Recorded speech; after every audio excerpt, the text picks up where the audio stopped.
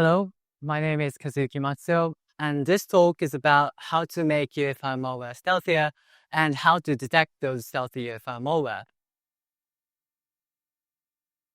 Brief introduction on myself. I am a researcher at FFR Security, which is a security vendor in Japan.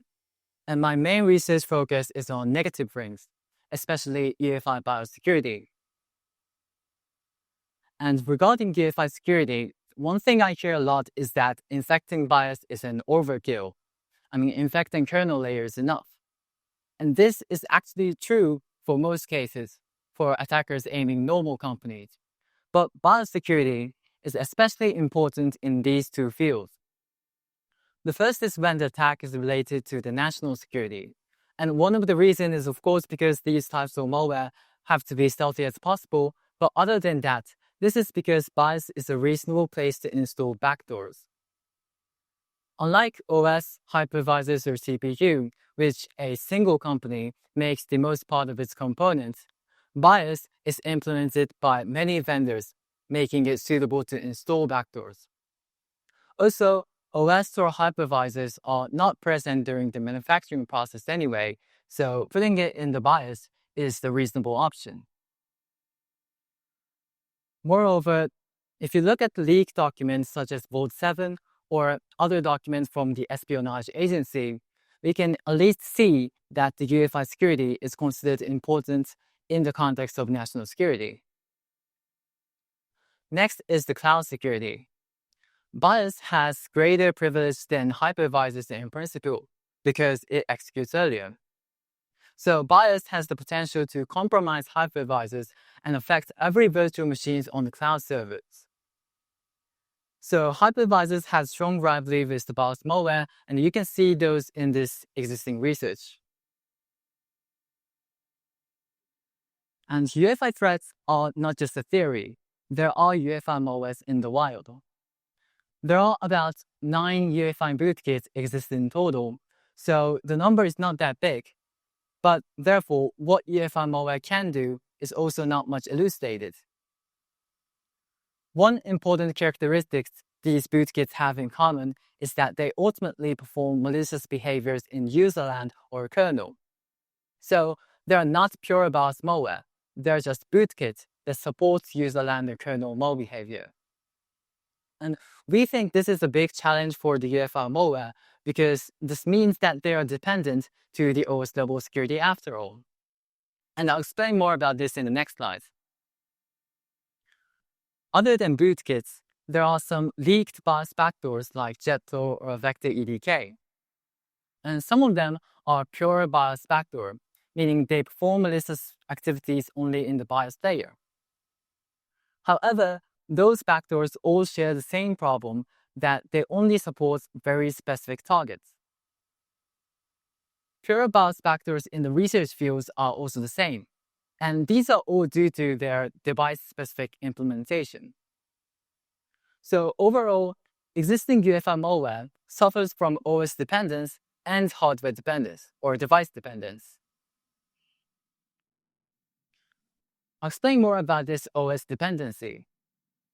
Existing UEFI bootkits can disable any OS security mechanisms, and that is actually what they're doing. So, for example, ES-Spectre bootkits disables driver signature enforcement, and Cosmic Strand bootkits disables patchguard. However, they are still dependent to the OS level security because they will be detected by antivirus's kernel driver if they don't know what antivirus is running on the target. Also, they will be detected by other OS security mechanisms unless they disable all the OS security mechanisms. Moreover, existing bootkit utilizes a lot of pattern matching and hooks towards the kernel image and the bootloader image. So the backdoor has to be updated each time when the OS is updated. Therefore, existing UEFI bootkits still contain the risks of being detected by OS level security. But from the attacker's perspective, the ideal is to not care about the OS because we already took over the more privileged layer, BIOS. But why does every existing UEFI bootkit uses userland and kernel in the first place? Why not implement everything in the BIOS code. The key point of this matter is that the secrets or any data that the attacker wants exists only after the OS has started. I mean, nothing interesting exists during boot time. However, most of the BIOS environments are destroyed in runtime. So for example, UEFI boot services such as allocate pages are no longer available, so the BIOS code cannot use the memory manager. Also, UEFI protocols such as HTTP protocols or disk I/O protocols are all destroyed, so there are no interfaces for accessing the device. Therefore, from the BIOS code that's running after the OS has started, it is very difficult to communicate with the C2 server or read files and do so on. And attackers can directly perform I/O, but this is hard because they essentially have to implement a full driver stack. And also, even if they manage to do that, the implementation will become very device-specific. And therefore, it works only on the very specific device.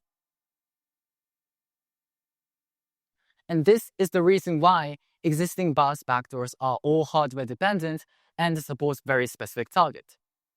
So, for example, if you look at this daily bounce document, it says it only works on Dell PowerEdge servers. And if you look at this Iron Chef bootkit, it only supports HP ProLiant servers with specific versions. The BIOS backdoors in the research field are also the same. There are a couple of SMM backdoors which is purely implemented within BIOS, but if you look at those implementation, it has to directly access the hardware registers. And accessing the registers directly means that the attacker has to know what device the target has and find the specification for the device and read-write those registers based on that specification.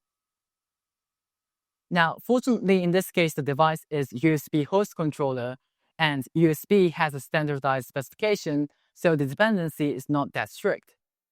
But this doesn't work for other keyboards that doesn't use USB or for other devices such as network interface cards. So to summarize the point so far, existing BIOS malware has this dilemma of hardware and OS dependency. If the malware tries to perform everything within the BIOS code, then the implementation will become very device-specific and will only work on the specific attack target. And these are due to its lack of abstracted interfaces for accessing the device. And those interfaces exist in OS or userland in the runtime, so BIOS malware can use this. But then the implementation will become dependent to the OS and can be detectable by OS double security. So it is said that if attackers took over the BIOS, they basically can do anything, but actually this dilemma is restricting what BIOS malware can do. And moreover, platform security has been rapidly evolving, so we have to take them into consideration too. Most of the existing pure BIOS malware was implemented as SMM modules, system management modules. But these won't work anymore with the latest security mechanisms called SMM isolation. SMM was referred as ring -2 because it can access any physical memory or any I/O during runtime without interrupts. So it has long been abused. But with this SMM isolation enabled, taking Intel platform as an example, all the non-Intel SMM modules are isolated by ring separation or paging within SMM environments.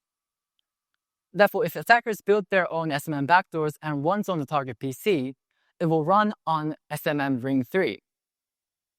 And so when it tries to access to the OS memory region, since those pages are not mapped to the SMM page table, it will trigger a page fault. Also, when it tries to access to the I/O, the security monitor running at SMM ring 0 will check the policy and reject it if it doesn't match the policy. Therefore, existing SMM backdoors are no longer effective with this current trend of SMM deprivileging, unless they bypass this SMM isolation.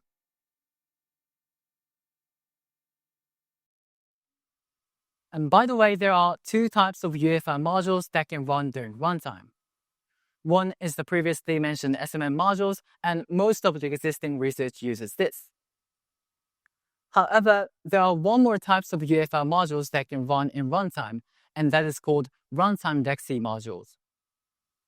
These modules are mapped to the high canonical virtual address, just like the kernel drivers. And these functionalities are triggered when the OS code calls the UEFI runtime services. Now, comparing to the SMM modules with SMM isolation enabled, runtime DXE modules can be seen as more privileged modules nowadays because it can access every OS memory and every I/O. However, whichever the module is, they all suffer the dilemma of OS and hardware dependence. So is that all you can do from BIOS? From the attacker's perspective, we don't want to touch OS from the malware because OS can detect the malbehaviors by that. But we want the OS functionalities such as memory management or device drivers during runtime. And if there are no such functionalities like that, then the most straightforward idea is to implement the attacker-exclusive OS for the malware. But this is unrealistic because there are no OS that can run in parallel with the other OS. And moreover, it's troublesome and takes a lot of memory. After thinking for a while, we realized that UEFI BIOS can actually be seen as a small OS because it has its own memory management and device drivers. And moreover, its size is small, so it doesn't waste memory. So we came to an idea to retain BIOS in memory even after the OS boots up and use it. And therefore, we made shade BIOS. By retaining BIOS in memory, it allows the BIOS code to use the UEFI functionalities such as UEFI boot services, UEFI protocols, or UEFI drivers, even after the OS has started. And by using shade BIOS, attackers can achieve these three benefits. The first is they can implement pure BIOS malware. Shade BIOS will disassociate UEFI malware from the OS level security. And second is they can make the malware device independent, meaning the attacker doesn't have to know what device the target is using. And third is they can make the malware easily because they don't need to implement the full driver stacks or access I/O directly. Rather, they can use the interfaces of UEFI. So in the next red and blue slides, I'll explain how the shade BIOS works. But to put it short, it has these two major functionalities. The first is to retain BIOS after OS boot, and the second is to make that retained code work properly in runtime. So first, how to retain BIOS in memory. Before explaining this, I would like to overview how UEFI manages the memory map. The memory map is managed as a doubly linked list of memory map structure. And each structure has UEFI memory type, indicating what kind of data is stored in that memory region. So for example, this memory region from memory address 0x5000 to 0x6000 has the UEFI memory type of UEFI boot services data. So the data stored here are only available in boot time and can be discarded after the OS boots up. And this memory map can be achieved by calling getMemoryMapBootService, but we can only get the copy of the memory map. And this is mainly used by the OS loaders. They call this getMemoryMapBootService and determines where it can be used to place OS. So they recognize that UEFI boot services code and data are no longer necessary, so it will use these memory regions. But they will retain memory regions such as UEFI runtime services code or data.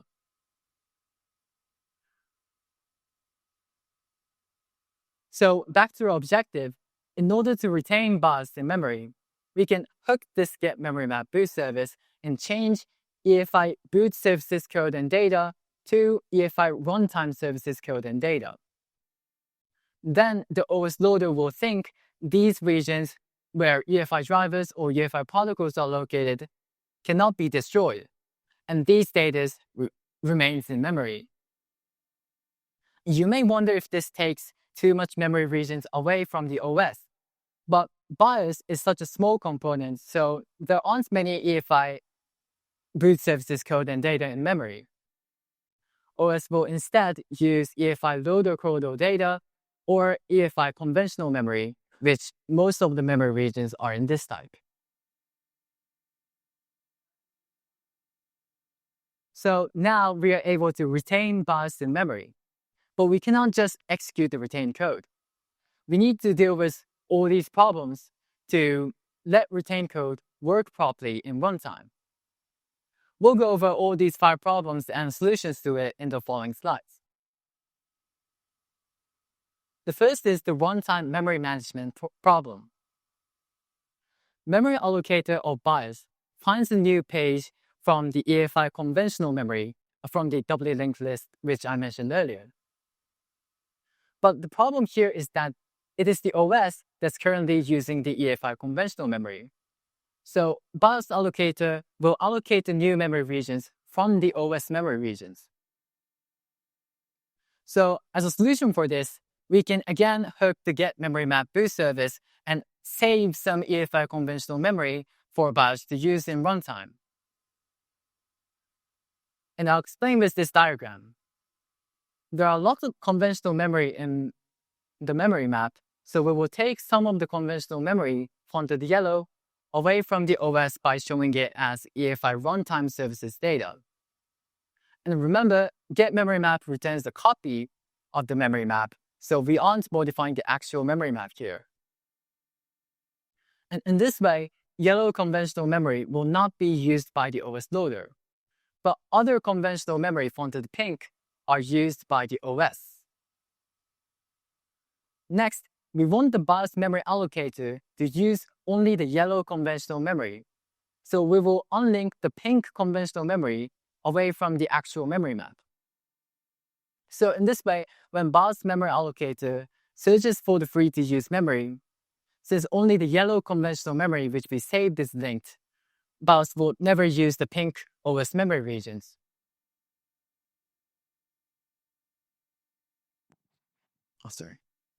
Next is memory virtualization problem. Retained modules thinks they're running on a physical address, so they have global pointers that contains physical address, or they even have hard-coded physical address. And since it's difficult to adjust every of these references to the virtual address, the best way to deal with this is to change the paging to the identity mapping. And I actually used partial identity mapping, which I presented in my last year's Black Hat talk, so I'll skip the details here.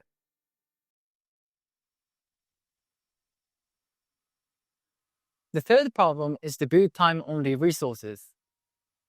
Some of the member pointers of UEFI system tables and UEFI boot services are freed after OS boot. But the solution for this is really simple. You just have to copy them during boot time and restore it in the runtime. Now, another problem is UEFI variables. UEFI variables are only accessible during runtime if they have runtime attributes. But the retained BIOS code will try to access non-runtime UEFI variables because they think they're running on the boot time. The solution for this is also straightforward. We just can hook the set variable runtime service and create a copy for that variable with adding runtime attributes.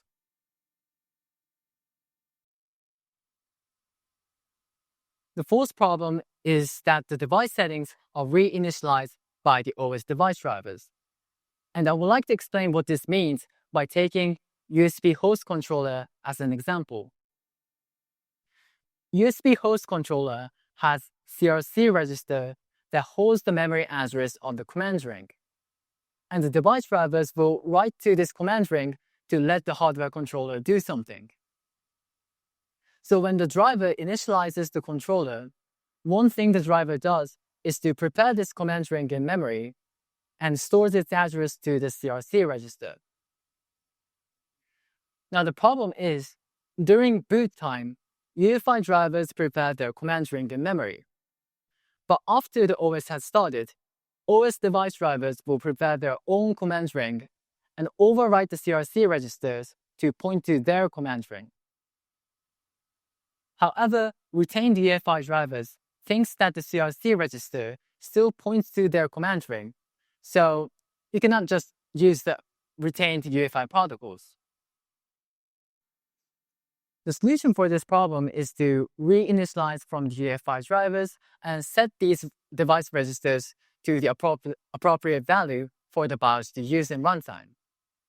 But remember that we don't want shade BIOS to contain device-specific code, so we cannot just read-write these registers directly.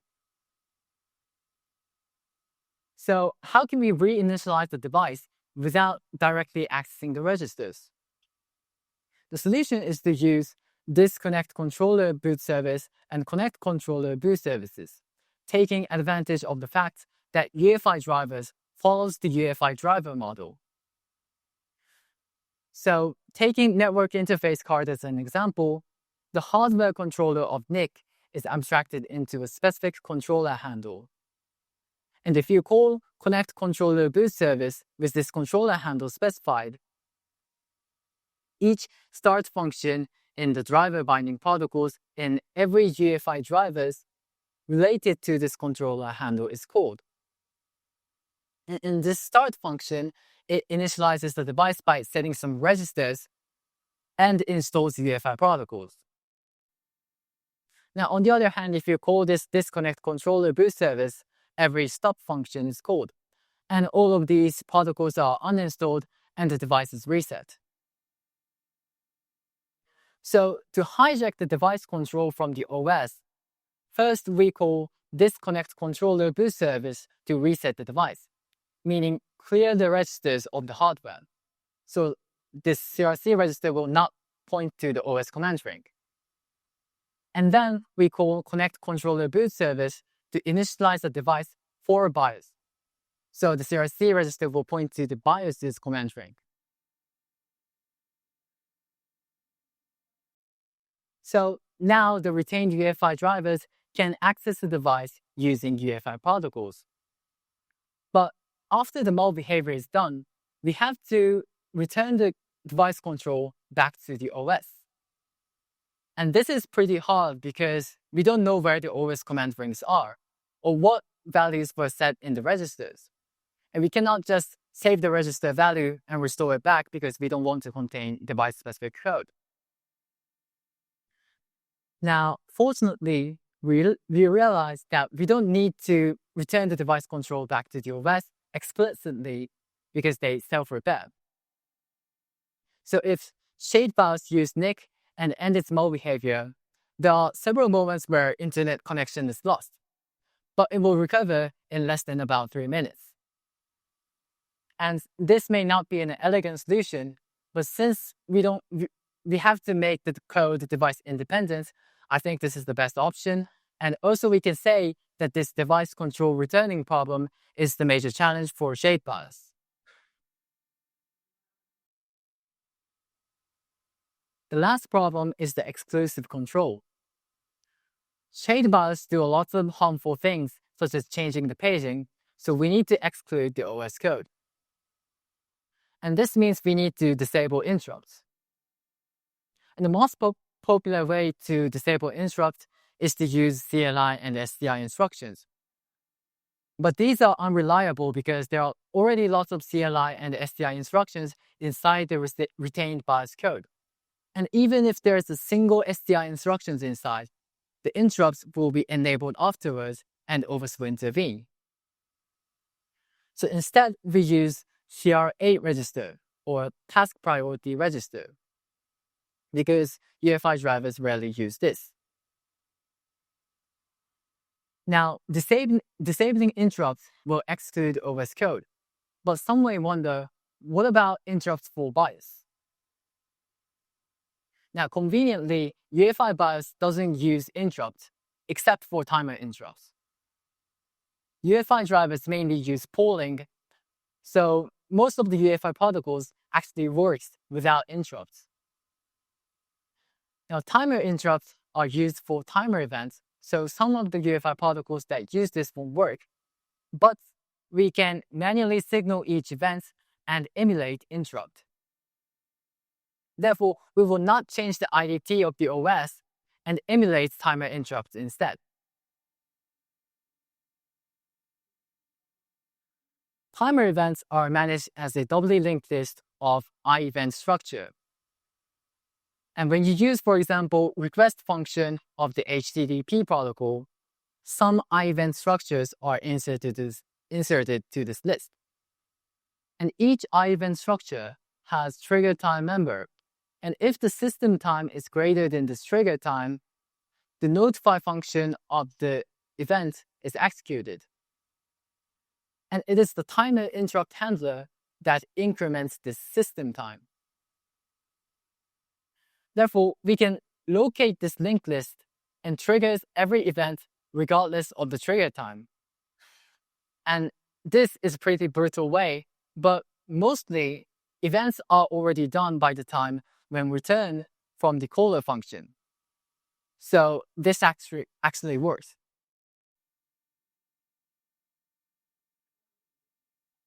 Okay, so now the retained code should work properly. You can take a look at this summer's class later if you like.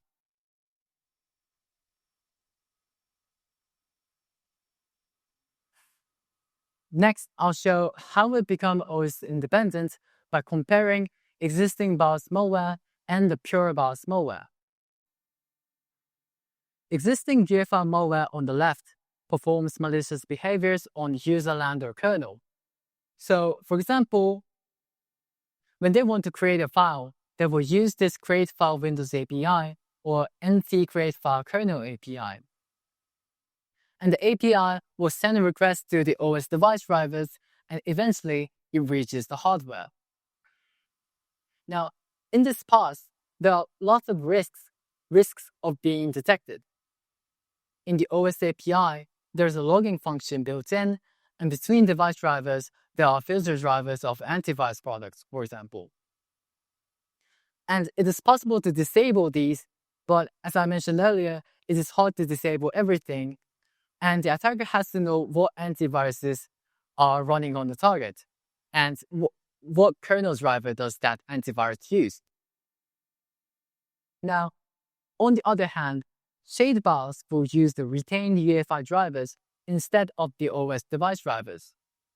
So it is completely independent from OS detection and antivirus detection.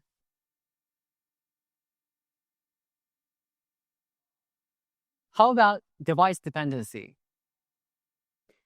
The picture in the middle is the code for command and control communication using shade BIOS. This code first calls connect controller boot service to hijack the device control from the OS, and then uses HTTP protocols to configure and make a request to the C2 server. And as you can see, there are no direct access to the I/O, no direct read-writing registers. It just uses the abstracted interfaces such as UEFI boot services or UEFI protocols. Therefore, it works on a different machine with the same code. I'm going to show you the demo of how shade BIOS works. Okay, left is the victim device infected with shade BIOS, and right is C2 server listing on port 3033. And I would like to use this kernel driver, which will also connect to the C2 server, regarding this as a kernel level code dropped from existing UEFI malware, and compare this with shade BIOS if it gets detected by OS level security, in this case Windows Defender Firewall. So first I would like to execute this kernel driver normally. Okay, and the C2 server received these messages. Now I'm going to try it again. But next time, I will block this port 3333 using Windows Defender Firewall.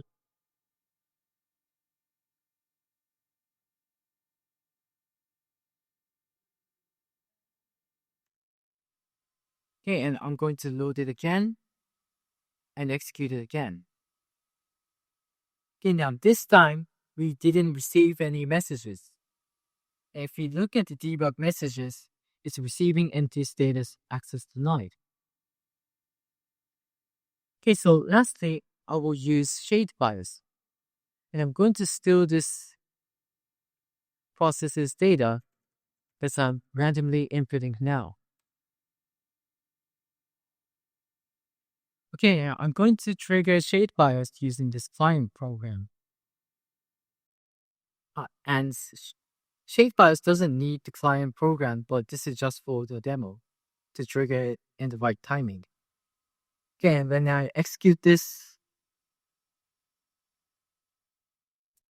okay, I receive the secret data. And it matches this data. Okay, so we can say that the OS double security doesn't affect shade bias. Okay. Next is about limitation. Shade bias actually requires one kernel feature, and that is mmget virtual for physical API. And I'll skip the reasons because of the time, but this is not going to be the detection vector, because even if the detection logic was built into this API, BIOS can copy the whole function to the another place and disable the security logic and use that instead. And it is not a large function, so it is easy to do that. And also, depending on what attackers want to achieve, they have to use kernel or userland features. Because, for example, if they want to read the process's memory, they need the page table of that process. But since those page tables are managed by the OS, they have to read some OS structures. However, it is less likely that only reading the memory will trigger detection. And the most suspicious part of the malbehavior, such as sending that data to the command and control servers or others, are isolated by shade bias. So lastly, how to detect shade bias? As I explained in the green slides, we cannot observe or block the malbehaviors of shade bias. However, you can detect it by preventive inspection. Shade bias is implemented by Runtime DXE driver, and these are mapped to the kernel memory. So you can dump these modules and analyze the code statically to see if there's any suspicious code. And there is an open source tool called Craftinner made by Satoshi Tanda that dumps Runtime DXE modules from memory. So we can use this. Another way to detect is to watch out for the side effects of shade bias, such as the inaccessibility to the device until the OS device drivers self-repair.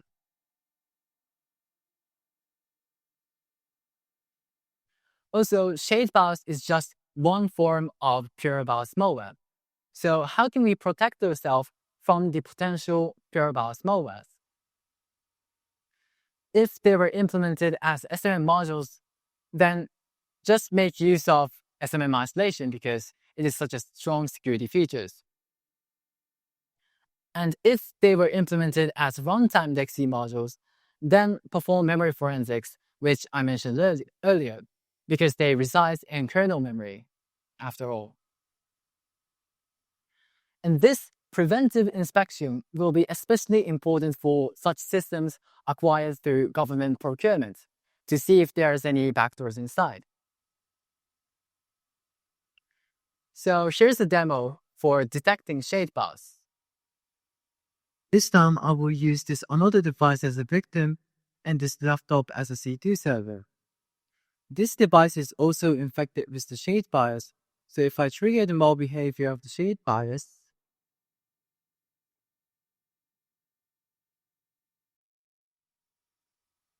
the C2 server will receive the message. Now I'm going to detect this shade bias using an open source tool called Craftinner. So I'll install this module and execute it.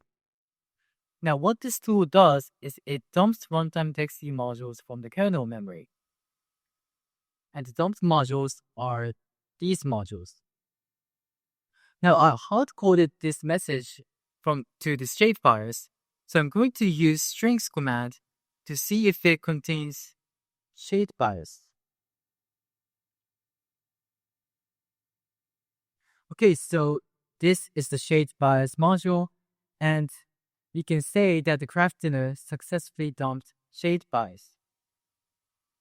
Now, you can analyze these modules statically to see if it contains any suspicious behaviors as a preventive inspection. This time. Finally, there are lots of future work for shadebars, and the implementation is far from perfect. So if you're interested in this topic, please refer to the slides later. And finally, takeaways. First, BIOS is said to be able to do everything, but there are actually some barriers. There is a dilemma of OS and hardware dependence. And second, although there is this dilemma, it is possible to overcome this and achieve pure BIOS malware. And third, to prevent this pure BIOS malware, we need to utilize the latest security mechanisms such as SMM isolation and inspect the PC preventively, because the malbehaviors of pure BIOS malware cannot be observed. Here are some disclaimers, and thank you for listening.